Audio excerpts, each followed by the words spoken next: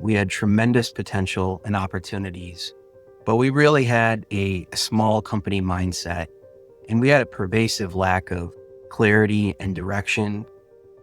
I don't think we really had a clear company structure. We didn't have a formal executive leadership team. People generally knew what they were responsible for, but I don't think it was clear enough. And you can imagine how this caused a general lack of accountability within the organization. And really, it led to a stagnation in company growth and innovation.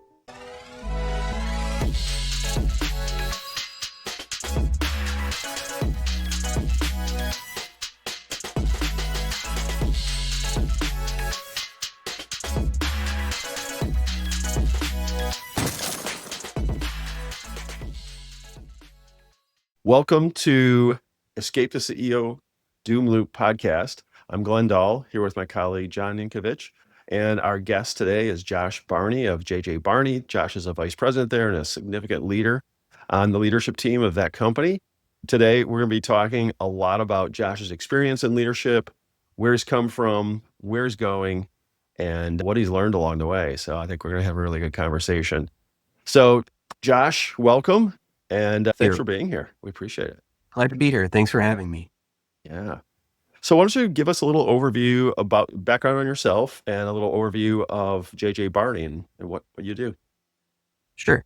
I am Josh Barney. I'm the vice president of Barney Construction, company that I'm very proud of. It's been in my family since 1927. It's founded by my great-grandfather, Joseph James Barney. So that's where the JJ and Barney comes from. We are a fourth generation owned and operated union concrete construction company. So we install what I would call vertical and horizontal concrete. So vertical and horizontal. The vertical is probably better known as structural concrete, which is concrete specifically designed and reinforced to create load-bearing components. Like if you're familiar with foundations, columns, walls, and buildings, bridges, things like that. And then there's concrete flatwork, which is basically any piece of concrete that's horizontal. So something like a floor, a sidewalk, parking lot, pads that support mechanical equipment or dumpsters. We have commercial and industry projects that range from very large projects like hospitals and warehouses to kind of smaller construction projects like offices or restaurants, banks, things like that. We have offices in Michigan and Florida, but we regularly do work throughout the country, creating foundations for electrical equipment, for electrical utility companies like DTE or Commonwealth Edison and Duke Energy. Thanks, Josh. What's your functional role within the company? Yeah, it's ever changing. So, all right. Yeah. When I first started, so my background is not actually in construction, or at least in construction operations. In my background, I have a legal formal background. I was an attorney. I practiced construction law amongst many areas of law before I came to work for the company business. So when I first started with the company, I handled all the legal and risk management issues. And then as the company grew and the needs changed, I moved into safety, which makes sense because there's a lot of rules and regulations in safety. And it's nice to have someone that can decipher what they're actually requiring you to do. So as I built up the safety program, that took a few years. And then as the needs continued to evolve, we identified human resources as an area of need for the company. And we wanted to make it a position that's more proactive than reactive. And so we created a strategic HR position for the company. And that's kind of evolving still to this day. We've hired an HR manager to help with a number of initiatives. And I'm sort of in charge of that area of the company. As the vice president, someday I will be in charge of the company. And it's a great learning tool to learn about the needs of the company. Because after all, while this is a concrete construction company, in essence, it really is a people business. And so that we can get the best quality people that we have working for the company, being in charge of recruitment and an engaged workforce is something I'm really excited about and brings a lot of value to the company. Good. That's great, Josh. Thanks. Okay, a little perspective too. One of the reasons I wanted to have Josh on our podcast is because our podcast is called Escape the CEO Doom Loop, and Josh is not yet a Yeah. CEO, but will be CEO shortly in the near term. And so one of the things that was important for us to talk about and kind of get out there was what's it like to be a CEO in waiting almost. And so we're working closely with Josh's dad, Pat, on really that transition of responsibility over time. We've worked on that for the last 3-4 years. And I think we have a clear plan for what that's going to look like. So I'm really interested in what's it like to be the next CEO in waiting. What's that really look like for you? And maybe how's the doom loop affect you when you're that person and you have to take over with kind of a family legacy business and you're not quite there yet. Yeah. So that was one of the reasons I wanted to have Josh on our podcast. Yeah, I think that's great rationale. I love it. Yeah. And John, I was also going to ask you, how did you come together with JJ Barney as their coach? I actually got introduced to Pat Barney about 4 years ago now through actually their CPA, Pat Fueling, who was a friend of mine and was working with the Barneys on a couple of their businesses. And you and I were actually doing the first iteration of the CEO playbook, and Pat was somebody who actually participated in that process. So I'll never forget, we were starting to do that interview with Pat. It was over a Teams call or a Zoom call back then. And I said, I'm just here to ask you a bunch of questions. I'm not here to sell you anything. I just want to ask a bunch of questions. And interestingly, I asked him, I don't know, 3 or 4 questions. Like, gosh, I really have to talk to you about these things. These are like really top of my mind about things that we need to be thinking about in our business. He said, when can we talk? I said, no, wait, hold on a second. Like, let's kind of just get to the interview. I'll summarize the notes, I'll send them to you. And if after that point you'd like to talk about the things that I do, then sure, I'd be happy to do that. We can grab breakfast. And so that's how it started a little over 4 years ago, I think now. Yeah. Yeah. Josh, you shared with us at the beginning that you're an attorney, or you were an attorney, right? You were in the legal field initially. Was it always a thought for you that you would come back to the family business, or what Yeah. was that path? So good question. So my dad, who's the third generation to work at the company, initially wanted nothing to do with working at JJ Barney. I think he was selling insurance in Iowa and then moved to Traverse City to work with my mom's uncle selling construction equipment. And then it sort of just evolved into him working into the company. And ever since I was a little kid, he did not want me to work in the company, actually. And I really had no interest. Why not? It was a family company. It was multi-generational.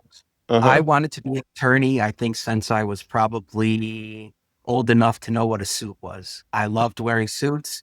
I had the nickname Alex P. Keaton as a child, if you remember from, I think it was Family Ties. Is that right? It was? Yeah, I do remember that. Yeah. I was old school from a young age. And one of the things, at least in my generation, kind of the older millennial generation, was college was always pushed. You had to go to college. Yeah. You did not go into the skilled trades. You would never make it in life if you didn't go to college. And I think that was probably good for a lot of us, but there was probably a lot of us that college wasn't the best thing for them. So I always thought I was going to be an attorney, and I liked practicing law. It just wasn't fulfilling. There's a lot of peripheral stuff besides being an attorney that you have to deal with. Yeah. Sometimes you get put in compromising positions. And so it just wasn't for me. And I think I wanted to be part of something that I could be really proud of, and I could share the legacy with my children. The other thing was, I've told the story to people before, but my daughter is 9 years old. And when she was born in January, and her due date was up like a Tuesday or a Wednesday. Well, the week before, I was on trial, and it was a trial worth upwards of, it was like $100 million.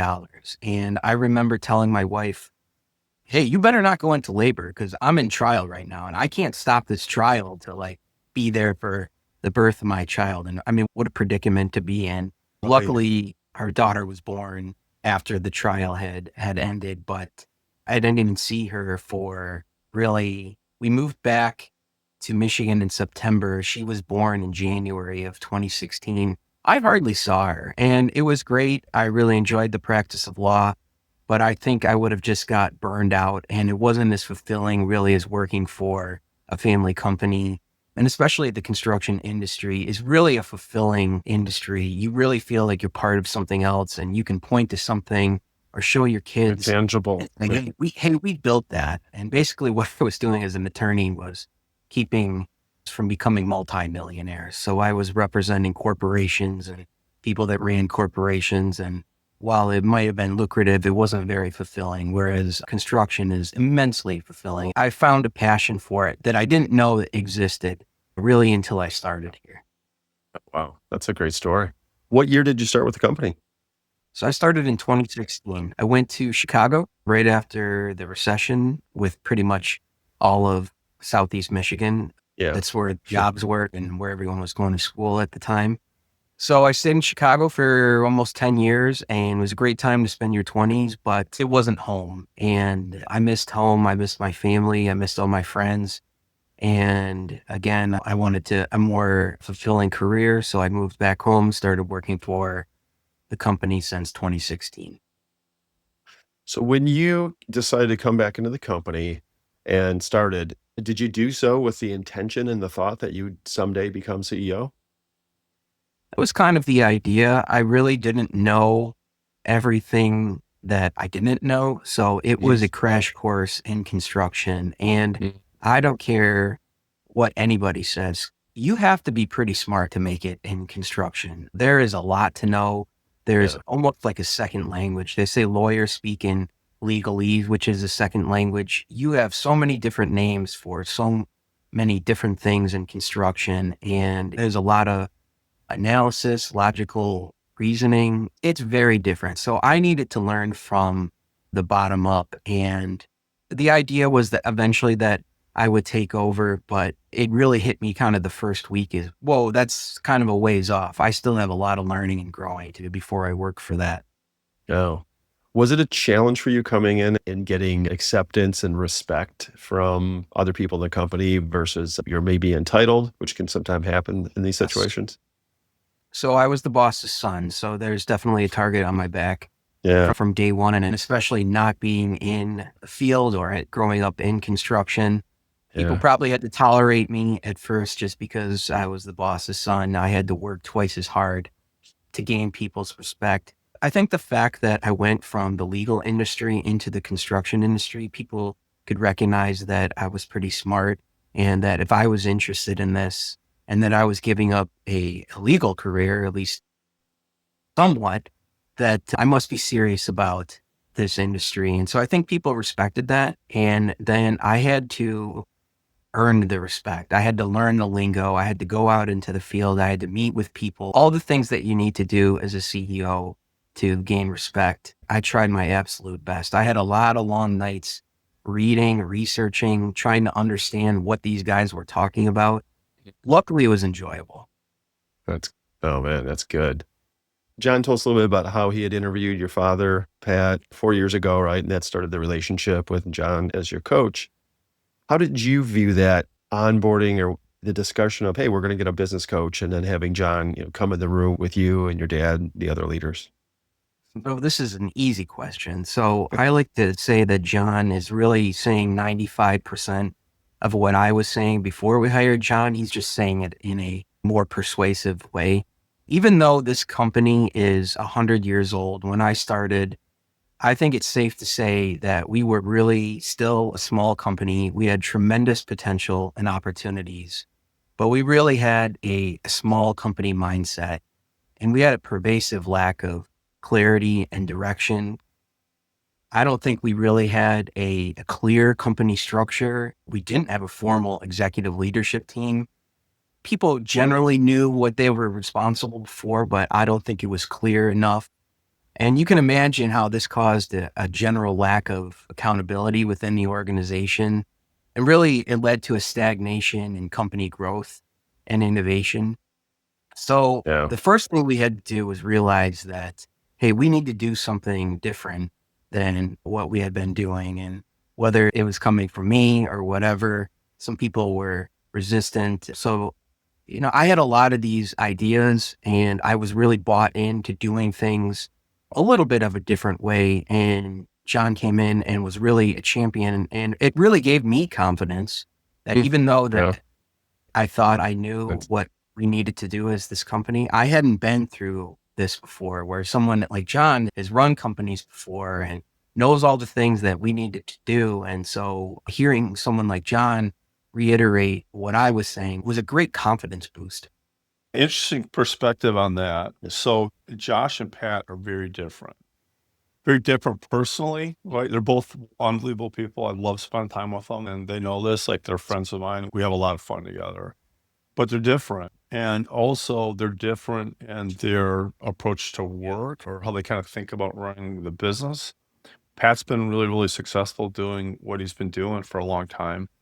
And then here comes Josh, just kind of young guy, smart, went to Michigan, graduated, became an attorney, did well doing that. Now he's coming to the family business.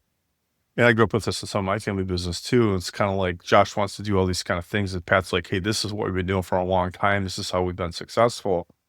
And the reality is both of those are right. And, part of the journey is like, how do we meld that together to transition the company over time?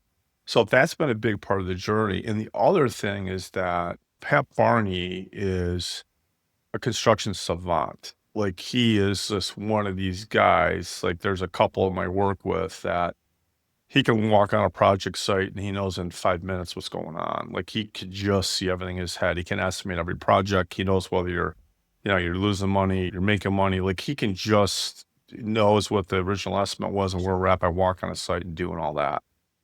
Unbelievable. Josh does not have that, right? That's not how Josh grew up, and that's not what Josh does. So one of the things that we've been working on for the last 4 years is that Josh is going to run the company differently than the way that Pat ran the company. And so what Josh is going to do is truly opt as a CEO, where he's not going to do the job of maybe being the guy running operations or being the guy that's estimating projects. His role is going to be about finding and building great teams of people, which that journey is really starting to take off, where you get people that really can perform and fit the culture within those functions that are essential for construction and work really well. And so it's just going to be a different approach. That's what we're transitioning on right now in the last 4 years is really that work and building out things like HR. And Josh was the chief safety guy. Now, as we work for him to be the CEO, he's not going to be the safety guy. He's got a guy that's going to own safety, report to Josh. Josh isn't going to be the HR guy. We've recently hired a new HR leader, so that person reports to Josh. So we're building that team so that Josh can operate at the CEO level and run multiple companies. The Barneys are lucky enough to be involved with multiple companies they own. And so Josh is going to kind of be the conductor of the band versus the guy playing all the instruments. Yeah. Right. Which then, Josh, that you were talking about earlier about your role in strategic HR and developing that is natural work. So Josh, the CEO playbook interviews that John and I were doing, and now, John, I think we've done easily over 100, 120 of those with CEOs. One of the things that came out of the analysis was what we now have coined the CEO doom loop. And one of the hallmarks that we see is a CEO who is really unable to go to the next level of being a leader and basically build a strong leadership team, that the leadership team is in essence the one running the company and the CEO is leading the company. And it's a tough concept. And you've talked about some of the ideas that you had that John corroborated when he came in the room, and you've watched your dad as CEO, I'm sure. And then, like John said, two different personalities, two different kinds of leaders. Have you observed this or thought about this kind of tendency for some CEOs and how you might see yourself not getting caught in that? Yeah, that's a great question. So I know my limitations. Again, I'm not someone that grew up in the field or in the construction industry per se. So I know that my knowledge of what we're actually doing, the operations of the company, is limited. And that's why we really needed to develop our leadership team. We weren't great as an organization at delegating tasks. In fact, that's somewhat still an issue today. My dad was used to making all the decisions on his own, which, as you can imagine, would be really isolating. And having that responsibility on your shoulders at the top can really weigh on you. So we had to empower. We have good people and we have a great leadership team, and we needed to empower these A players on our leadership team, one, to create the leadership team, and then to delegate operational tasks to them, stuff that I wouldn't be able to focus on because it wouldn't be a good use of my time. Right. Yeah. So that way we foster a culture where there's not just one person always having to fix everything. So we've done that. It's been rocky at times, but I think we're really starting to see the results pay off. What have some of the challenges been? Because certainly when you're dealing with people, it's not easy, right? it could be generational. It could just be personality difference. You have my dad that, to his credit, has been very successful in the way that he has Yeah. done things. But he would even say, and this isn't an insult to him, is that he can only take the company so far. And my skill set is is not necessarily geared towards starting a company. I mean, even though we're 100 years old, the company was kind of flatlined for a while and he took it to a new height. But he Nice. plateaued, and it would be a lot more difficult for me to take it from the ground up to where he took it than it would be to take it from here on out. So the challenges are that we're doing things that we've never done really in almost 100 years. We're acting like a medium-sized to large company, whereas we've always acted like a small company before. So getting processes and procedures in place, it's almost like an assembly line where tasks Hmm. are linear and you just focus on the one task in front of you. Whereas before, when we were a smaller company, everybody wore multiple hats Yeah. and it was sort of chaos. So yes, doing things different than what we have done in the past. People inevitably don't like change in Yeah. general. And then as we're turning, I won't say the heat up on people, but we're really focusing on metrics and KPIs. And really, to grow this company, we have to grow as people and as an organization. And we have to do a little bit more than we've been doing in the past. And so my dad has created it's a wonderful culture. People really enjoy working here. And I'm trying to keep the essence of that Yeah. while growing the team at the same time. So there's always going to be people that, if you've been doing something the same way for decades, it's going to be challenging to do something different, but it's the way the world is. It's an ever evolving and quickly evolving world, and we need to evolve with it. Yeah. Yeah. You need to use new muscles. And as we all know, when we start doing that, there's some pain involved and some growing pains in that. John, from your perspective, since you started working with the team and have seen Josh and the senior leadership team evolve. I would say huge evolution. Everybody that's on the leadership team, and that's changed, right? You know that in our work as a coach, the team changes almost all the time, right? There's not one organization I work with that the team hasn't changed, but I would say that that team has really come along a lot. And I think that's really true of Josh. I think Josh is very coachable. He's a really smart guy. So although I think he probably became attorney because that's very clear about winning and losing. It's very black and white. When it comes to business, we love black and white, but it's not always black and white. It's interesting that stylistically is a difference between Josh and his dad. His dad's okay in the gray, and Yeah. Josh likes the black and the white. So again, we got to kind of meld that together. But I would say the team has really come a long way.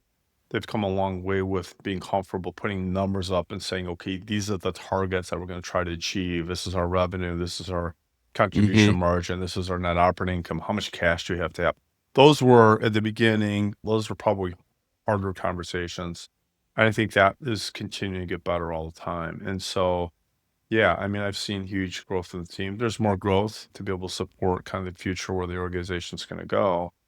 But yeah, I mean, I think that we've seen great teamwork, great cohesion, and Pat, and this is important, is Pat being able to allow other decisions to be made. And this is interesting. Josh, we had Carl Saunders, who's a metronomics coach, was a former CEO in his podcast. One of the things he talked about was the difference between being a founder and a CEO. And one of the things Yeah. that really stuck with me the most in it was that when he was a founder, he made 100% of the decisions. So everything rolled Yeah. up to Right. him. When he became a CEO, that meant pushing down decision making to the next level Hmm. down, the next level down, and he would make 5 or 10% of the decisions. That was one of the distinctions of how he thought about being a founder to become a CEO. So the team starts working for you. And I think that Pat is starting to allow Josh to put his fingerprints on the organization. And it's interesting. And I think it's true in a lot of family businesses. He's probably allowed other people to do that maybe a little bit easier than it is to Josh because it's his son. I went through this with my own dad, where he's now Sure. letting Josh have wins. He's listening to Josh's perspective. He's like, you know what? I know my time frame to not be the CEO's. It's nearer than farther. I gotta start giving the kid some reins to run the darn company. You know what I mean? That's really kind of the way that it feels. And he is. It's not always perfect, We have some moments where we're having some hard conversations, three of us, but you can kind of feel it and see it, and it's come along nicely. Yeah. Yeah, to his credit, I have to say it's been nice. It's been a little longer journey than I may have hoped, but he is seeing the future and what I can bring to the company and letting me make more and greater decisions. So I'm really appreciative of that. Josh, so how many people are on the leadership team now? We have 5. 5 on the leadership team. Good. So when you're at you're the leadership team, you're all at the table, the 5 of you and your coach is there, your strategy session. What's the dynamic? How does this take place in real time of the relationship between Josh as son of Pat and Josh as VP and Pat as CEO in the context of that leadership team? Well, we developed a rules of engagement for the leadership team as a whole, and then we developed a rules of engagement for president and vice president. You can't say that they're always strictly adhered to. Occasionally, it will get a bit awkward, but I think at the end of the day, we both want what's best for the company, and we both want what is best for each other. I Yeah. think sometimes we just have to remind ourselves that there's more than one way to skin a cat. We're in modern times. We don't forget who we are and where we came from and what was successful in the past. But just because what was successful in 1978 doesn't mean that it's always going to be successful in 2025. But again, that we can't take all of the good things from the past and maybe just improve upon them. Yeah. I always think of that in some of the family companies I work with is to think, let's respect that legacy and let's carry forward, right? As you say, the important parts, that the foundational elements of it. But then to your point, the technology of building on top of that is totally different than when that foundation was laid. Yeah, just look at how we've evolved as a society, even technological advancements, everything is different. That doesn't mean that we can't keep the essence of what we were and what makes us, in my opinion, the greatest country in the world. Right. Is there an example you could share with us, a kind of a clear example? Because you've talked about a lot of really positive change, really good things. And it sounds like you're really, really making a difference in the company, going from that, you said, like that small company mentality to a medium or large size company. Is there a moment you could share with us, an example of a critical hire or leadership decision that you could look back and say, wow, that was an inflection point that changed the trajectory of our business? It's probably still evolving, but last month we hired that strategic human resource manager. Mhm. And what this person does is proactively align our human resource strategies and practices kind of with our overall business goals and long-term objectives. And I think what that does is build a more capable and committed workforce. It did take me a little while to buy in to this strategic human resources department. I used to view HR really, they would just focus on day-to-day tasks, employment, employee benefits, enrollment, and things like that. But once John introduced this concept of the strategic human resource manager in that position and this concept in general, where you're focusing on a more long-term proactive approach on talent management, where you're considering future needs, skill gaps, and cultural development, I think it's been instrumental to our business and developing a competitive advantage and really business success. What I see in construction, I do a lot of construction work, is that everybody's struggling with having the right people in their business. So I'll say to people frequently, like, you think you're in the construction business, you're really in the people business. You just happen to build Yes. things, right? Or pour concrete Mhm. or wreck things. And if you don't have enough of the right people doing the right things, you're always going to be dancing on the blade of a knife, right? There's just never a time where you can take a breath and say, God, I feel really comfortable, right? You're always this uneasy feeling. And I just think a lot of it has to do with, if you look at what we see in construction a lot, is estimators are really hard to find. PMs that are really good, and I'm talking high A talent, right? Really hard to find. Field labor, consistent field labor shows up all the time and executes, right? Hard to find that. There's macroeconomic factors for that. But the thing I like to talk to construction leaders about is, like, your time to fill. So if you needed to find a new estimator, and say an estimator is going to leave your organization, like, it's not unrealistic. I had a client, it took him 12 to 18 months to find a senior level estimator to come into the organization. Think about the business impact if you don't have a senior level estimate. Everybody else has got to go in and estimate. A guy like Pat has to come back and estimate in the organization. He can do that, and he's willing to do that. And that's okay for a short time frame. But wouldn't it be better Yeah. that we're developing pipelines of talent? We know all the estimators, we're building relationships with them, and we're reducing that time to fill from 18 months, 12 months to 3 months or 4 months, like what the business Yeah. impact of the business. And the reality is that if somebody doesn't own that, it just isn't happening. So we just have the same problem over and over and over again from a people perspective. So I've gotten a lot of my construction clients now to really start to invest in HR, and they had a similar kind of thought that as Josh started talking about that concept at the beginning, like, yeah, that's payroll and benefits. Well, that's not it at all. It's all the people side of things. Like, how do we find the right Right. people? Yeah. How do we coach them effectively? How do we manage performance? And then when people don't fit, how do we move them out? In essence, Right. that's what HR is trying to do, and getting organizations to put money towards that. It's not easy. It takes some time. So that's the overall concept of what we've been trying to do. Yeah. Yeah. Josh, I work with a fair amount of construction companies as well. And one thing I always find is that exactly what you two are both talking about is always ask, well, what's the most important resource? Everybody will say, well, it's our people. Say, okay, well, how well documented, how good are our processes to recruit them, to retain them, build the culture, reward them? And usually in a construction, it's like, well, the processes for construction, that's what they focus on. But really that talent acquisition, the people side, which is really more than half the equation, usually many companies wouldn't even have a process around it. Josh, here's a question for you. As a leader, what do you find is effective for you as a leader to keep your energy up, to manage your stress, to maintain your focus and sustain at that high performance level? Yeah, I would love to tell you that I am very strict and a routine at sleeping better, eating healthier, and getting active. That's not necessarily the case. Getting better at that, but really there's probably three things that I do every day of my life, in addition to brushing your teeth and things like that. But I say prayers and I give thanks to God.